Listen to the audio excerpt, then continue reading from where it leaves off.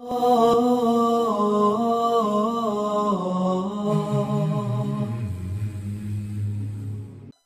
yang harus dijaga, baik itu amalan atau hal-hal penting yang harus dijaga oleh kaum muslimah khususnya, yaitu tentang niat ya, yang harus dimulai di pagi hari untuk beraktivitas dan segala macamnya.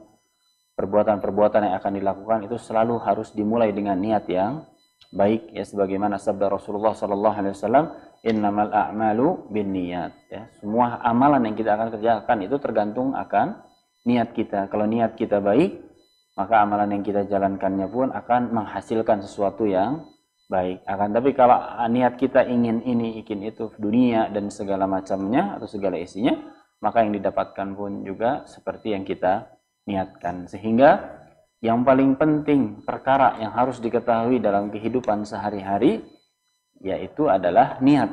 Karena niat ini menjadi kunci pembuka kebaikan-kebaikan untuk aktivitas selanjutnya ya.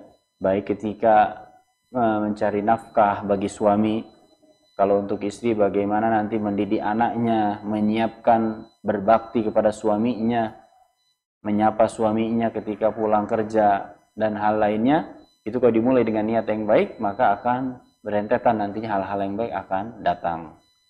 Kemudian hal lainnya juga yang sudah kita bahas pada pertemuan kemarin, yaitu adalah berdakwah ya, atau menyampaikan sesuatu yang baik.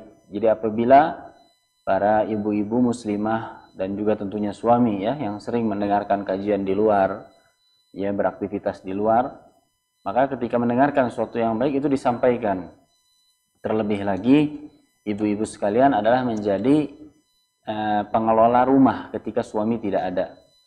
Jadi bagaimana mendidik anak dengan benar, tentunya itu dibekali dengan ilmu-ilmu yang baik. Maka itu harus disampaikan. Jangan sampai anak-anak kita mendapatkan ilmu yang tidak baik dari orang tuanya, baik dari ibu-ibu ataupun juga dari bapak-bapak, seperti menonton hal yang ditonton oleh bapak ibunya yang tidak baik, sinetron ya, gosip dan hal lainnya. Maka naudzubillah, apa yang dijalankan oleh anak kita akan mendapatkan dosa kepada orang tuanya ya.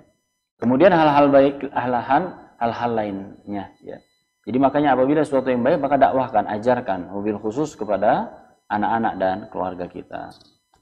Kemudian hal lainnya juga yang sudah kita bahas, yaitu mendidik anak agar menjadi anak yang soleh, yang akan mendoakan kita ya. Nah ini kaitannya erat nih, ada kaitan antara poin yang kedua dengan yang ketiga yang sudah kita bahas juga ya pada kesempatan yang sebelumnya, yaitu tentang kalau kita mengajarkan kepada anak-anak kita yang baik, maka ketika kita sudah tiada, ketika kita sudah meninggal, maka anak-anak kita akan mendoakan kita. Karena hadis Rasulullah SAW, yaitu semua apapun itu pada keturunan Nabi Adam atau pada manusia itu terputus, kecuali 3 hal, diantaranya yaitu adalah anak yang soleh, yang senantiasa mendoakan orang tuanya. Ya, untuk menjadi anak yang soleh, anak-anak kita yang soleh, tentunya dengan pembekalan ilmu orang tuanya ketika masih hidup, mengajarkan, mendidik, membekali dan hal lainnya.